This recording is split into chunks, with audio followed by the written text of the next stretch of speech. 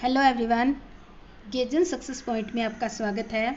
बच्चों, आज हम 12th अकाउंटेंसी का chapter first company accounts issue of share के बारे में स्टडी कर रहे हैं। आज ये हमारा 22 पार्ट है इसका, यानी कि 22वां लेक्चर है। और आज के इस लेक्चर का हमारा टॉपिक रहेगा over subscription and forfeiture of share issued at premium.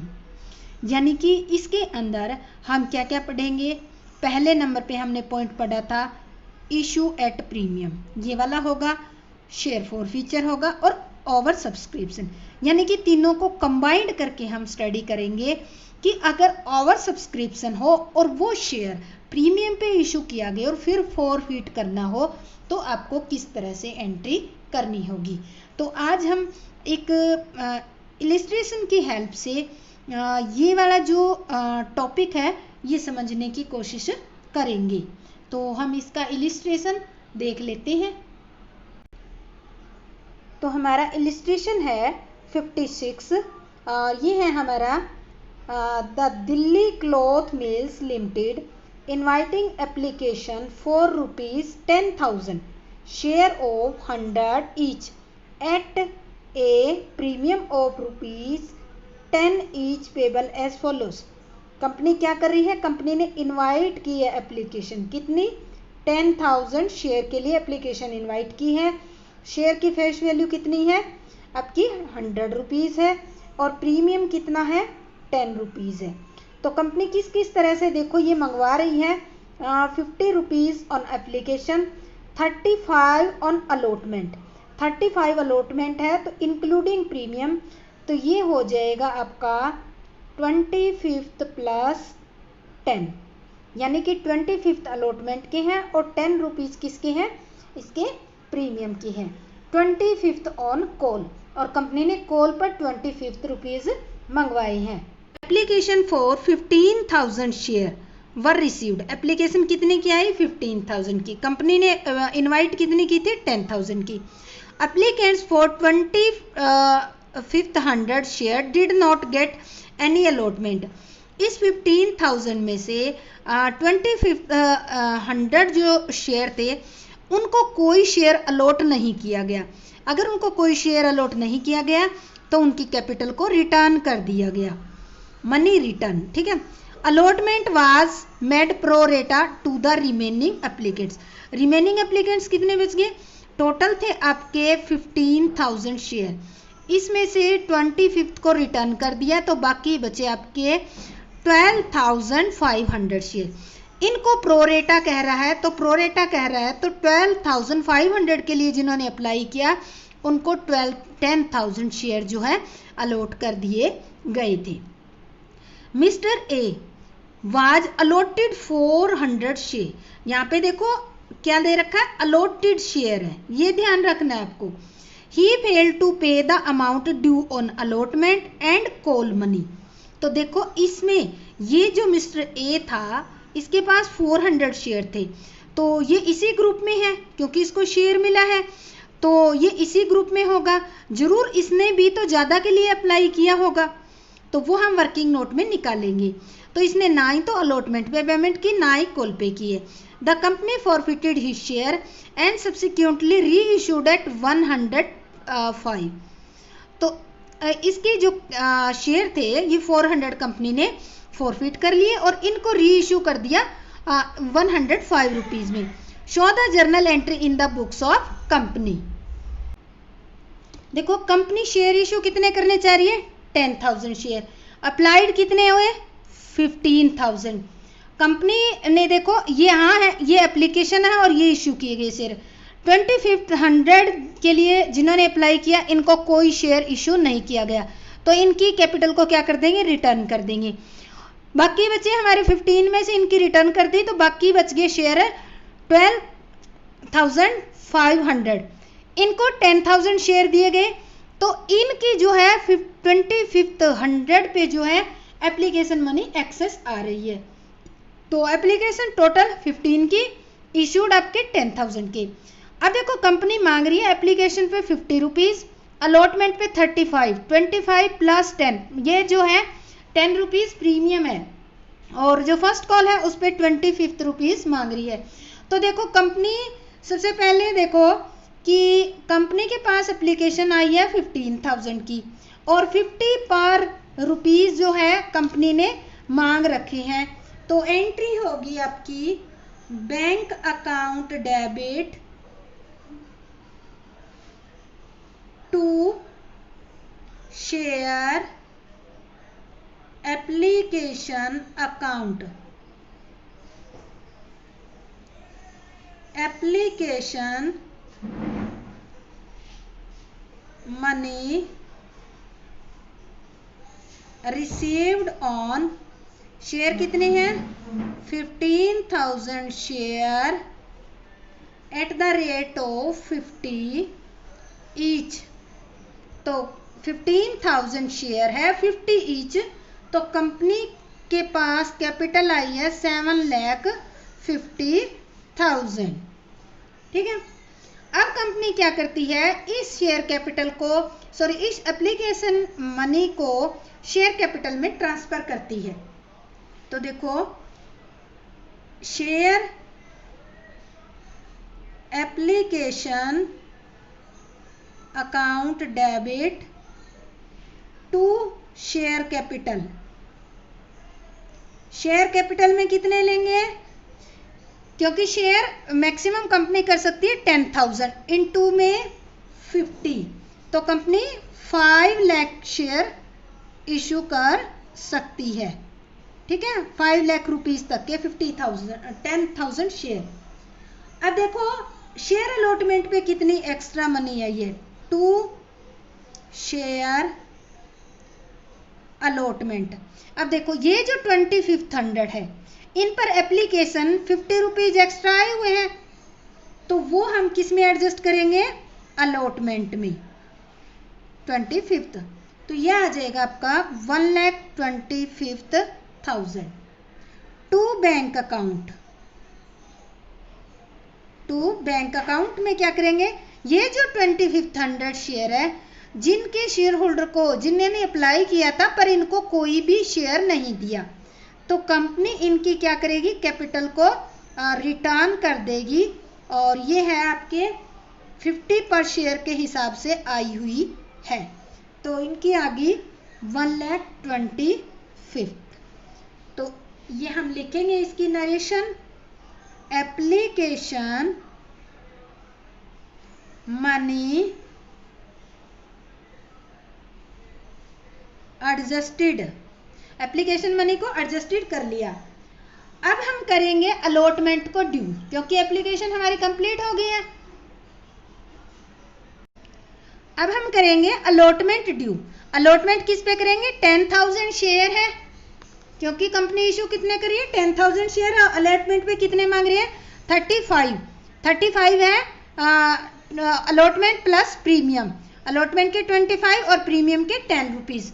तो कंपनी क्या करेगी, सबसे पहले ड्यू करेगी, क्योंकि कोई भी जो अमाउंट कंपनी मांगती है तो उससे पहले ड्यू करती है। तो एंट्री करेंगे share allotment account debit to share capital, capital में कितनी करेंगे 10,000 इंटू 25, क्योंकि 25 दे रखा है, तो ये आ जाएगा 2,50,000 और 2 सिक्योरिटी प्रीमियम रिजर्व अकाउंट, ये आ जाएगा 10,000 इंटू 10, प्रीमियम 10 है तो ये आ जाएगा 1 लाख। तो कंपनी ने कितने ड्यू किए 3,50,000। ठीक है, तो ये हम यहाँ नरेशन लिखेंगे, allotment money due on 10,000 share at the rate 35 each with premium. तो इस तरह से हम ये एंट्री कर देंगे। अब देखो अलॉटमेंट की मनी हमें मिलेगी, कितनी मिलेगी, इससे पहले आपको क्या करना पड़ेगा, वर्किंग नोट बनाना पड़ेगा। और वो क्यों बनाना पड़ेगा, क्योंकि एक शेयर होल्डर है जिसको 400 शेयर अलॉट हुए हैं, बट उसने क्या किया, अलॉटमेंट की मनी को पेमेंट नहीं किया। तो हम वर्किंग नोट बनाते हैं, वर्किंग नोट। तो देखो ये जो है इसको अलॉट हुए हैं शेयर, ठीक है, 400 शेयर अलॉट हो रहे हैं। तो हम कैसे लिखेंगे, इफ शेयर अलॉटेड, अलॉट इसको हुए थे 10,000, अलॉटेड 10,000, देन शेयर अप्लाइड, ये उसी ग्रुप में है। अगर 10,000 जिनको अलॉट हुए हैं तो उन्होंने अप्लाई कितने के लिए किया होगा, 12,500 के लिए। अगर एक शेयर अलॉट हुआ है तो उन्होंने कितने के लिए किया होगा, 12,500। अगर इसको 400 शेयर अलॉट हुए हैं तो इसने अप्लाई कितने के लिए किया होगा, 12,500 बाय में 10,000 इंटू 400। तो अगर ये निकालते हैं तो ये शेयर हमारा बन जाते हैं 500, ठीक है, 500 शेयर। तो देखो ए, मिस्टर ए है ये, ठीक है, मिस्टर ए को 400 शेयर अलॉट हुए थे तो इसने अप्लाई कितने के लिए किया था, 500 शेयर के लिए।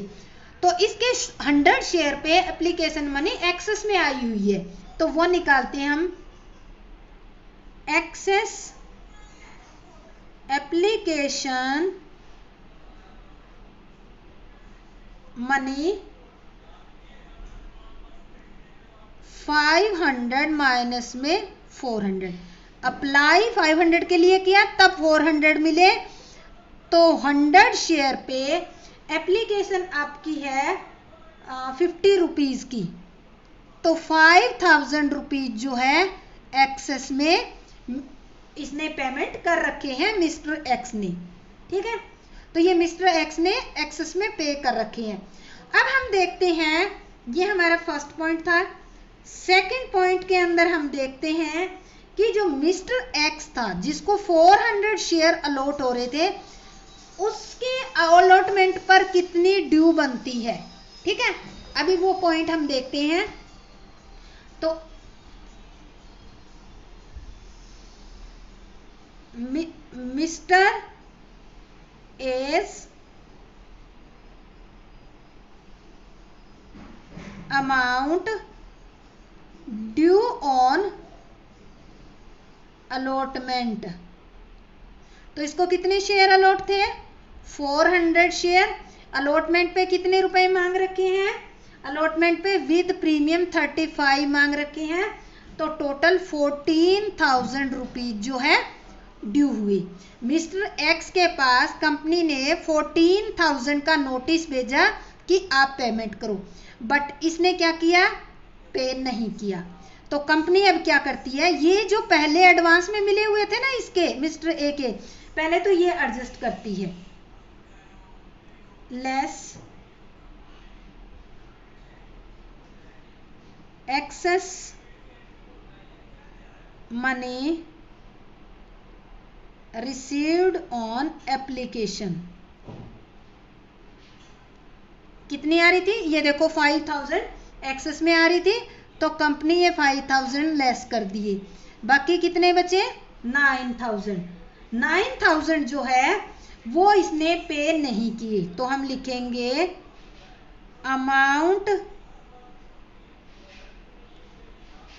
Due but not paid by mister x, mister A. तो मिस्टर ए ने ये 9,000 पे नहीं किए, ठीक है। ये तो हमने इंडिविजुअल एक आदमी का मिस्टर एक्स का देखा है, ठीक है।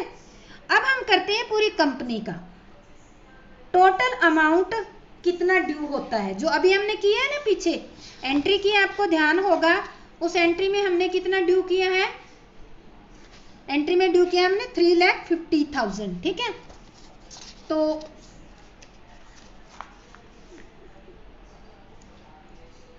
हम लिखते हैं total amount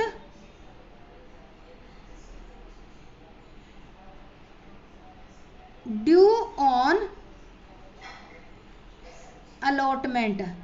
total amount due कितने होंगे? टोटल अमाउंट ड्यू होंगे, शेयर कितने हैं आपके? 10,000।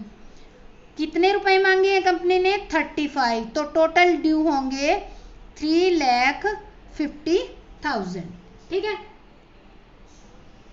अब देखो इसमें से लेस करेंगे, जैसे मिस्टर एक्स की हमने एक्सेस मनी एप्लीकेशन पे रिसीव हुई वो लेस करी थी, सेम इसी तरह से ये लेस करेंगे एक्सेस मनी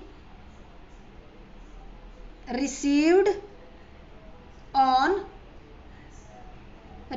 ऑन एप्लीकेशन। तो ये आ जाएगा, ये किए हैं 25th 100 पे हमने इसको रिटर्न किया था 50 रुपीज के हिसाब से, क्योंकि आई इतनी थी। तो 1,25,000 जो है रिटर्न किए हैं। तो बाकी हमारी बच गई कैपिटल 2,25,000। अब देखो मिस्टर ए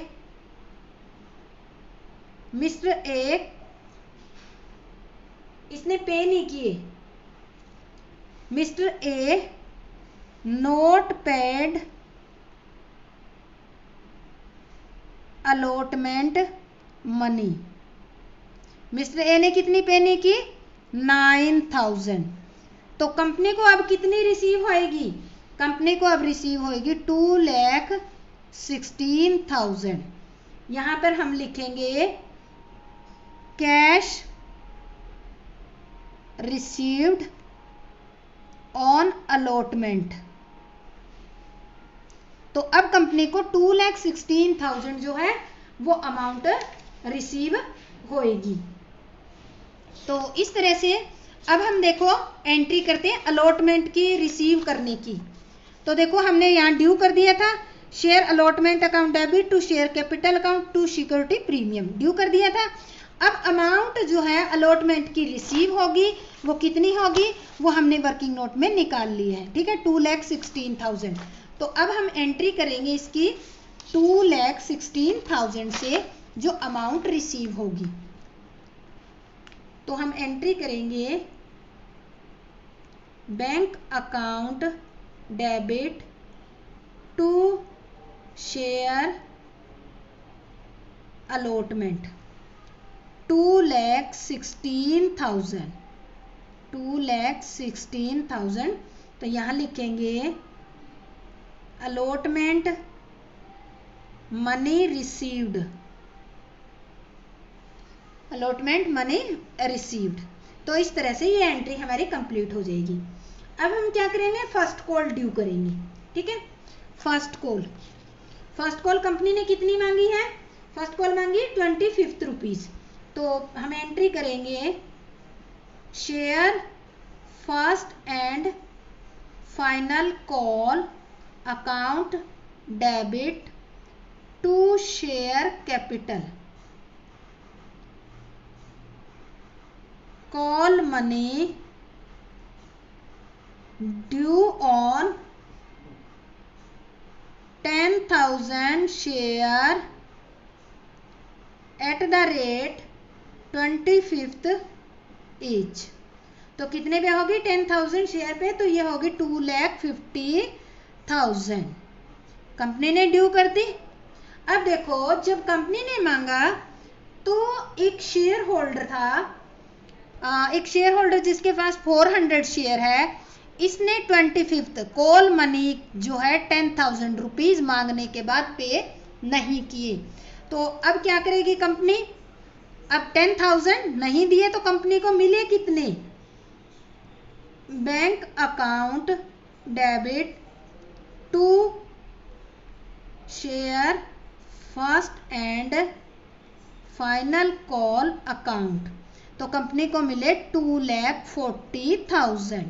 ठीक है, कैसे मिले हैं वो देखो। Call money received on 9,600 share 25th each. अब देखो हमारे टोटल ड्यू कितने की है, 10,000 शेयर। इसमें से 400 शेयर पे नहीं आई कैपिटल, उसने पेमेंट नहीं किया, तो 9600 शेयर पे कैपिटल रिसीव्ड हो गई। अब देखो इसने ना ही तो 400 शेयर जिसके पास थे, इसने ना ही तो अलॉटमेंट पे किए और ना ही इसने फर्स्ट कॉल पे किए। तो अब कंपनी क्या एक्शन लेती है, कंपनी कहती है कि इसके शेयर को अब फॉरफिट कर लेना चाहिए। तो कंपनी ने सारे पैसे मांग लिए, फिर भी इसने पेमेंट नहीं की, तो कंपनी इसको क्या करती है, फॉरफिट करती है। तो फॉरफिट की एंट्री करेंगे, शेयर कैपिटल अकाउंट डेबिट। कितने शेयर है, 400 शेयर है, 10 रुपीज का एक शेयर है, तो कितने हो गए, 40,000। अब इस शेयर पे प्रीमियम कितना है, 10 रुपीज का है, ठीक है, 100 का शेयर है, 10 रुपीज क्या है, प्रीमियम है। तो प्रीमियम ड्यू कर दिया था बट मिला तो नहीं ना, तो अब क्या करेंगे, इसको प्रीमियम को कैंसिल कर देंगे। Security premium reserve account debit कितने आ जाएंगे, 4000, ठीक है। To share allotment, share allotment, allotment पे इसने कितने नहीं दिए, देखो अभी हमने निकाले थे ना अलॉटमेंट के, अलॉटमेंट पे देखो इसने पे नहीं किया 9000, इस वर्किंग नोट में निकाले थे, तो हम ये लिखेंगे अलॉटमेंट पे इसने पे नहीं किए 9000। To share first and final call account, इस पे कितने पे नहीं किए, 10,000 नहीं किए। To share forfeiture,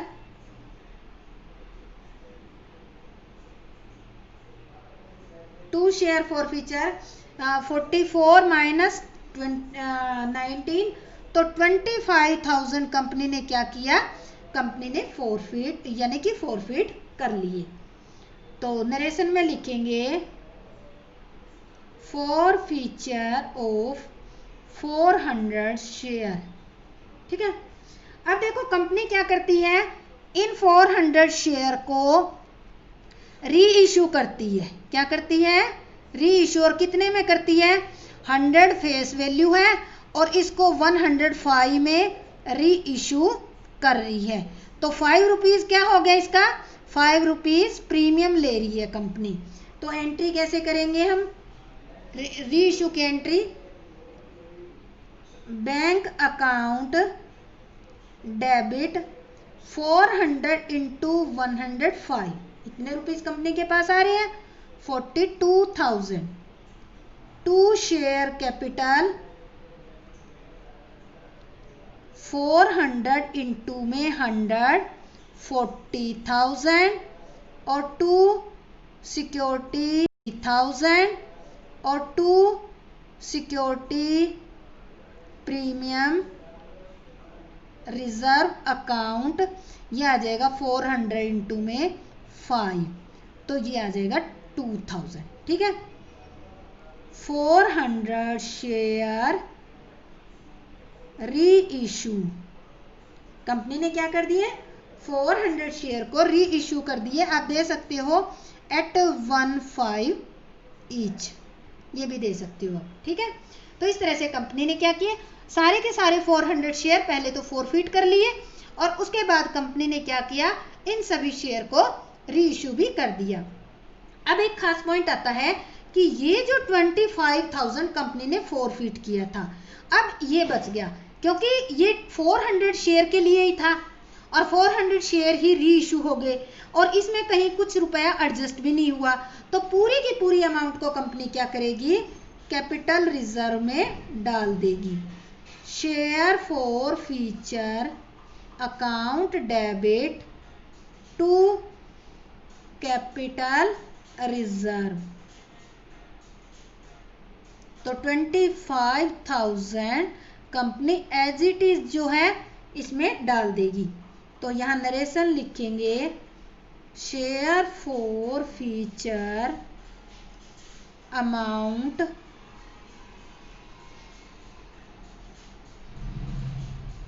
transferred to capital reserve. तो इस तरह से कंपनी क्या करेगी, इसमें डाल देगी। तो ये हमारा जो है इस चैप्टर का लास्ट प्रैक्टिकल क्वेश्चन था। और आप अगर 56, 55 क्वेश्चन तक आप कर लोगे तो पेपर में इतने ही तक क्वेश्चन आते हैं। इससे आगे वाले बहुत बड़े क्वेश्चन है। पहले आया करते जब 10 नंबर का क्वेश्चन आता था, आजकल 8 मार्क्स का क्वेश्चन आता है, तो इससे आगे वाले क्वेश्चन नहीं आते, यहाँ तक ही क्वेश्चन आते हैं।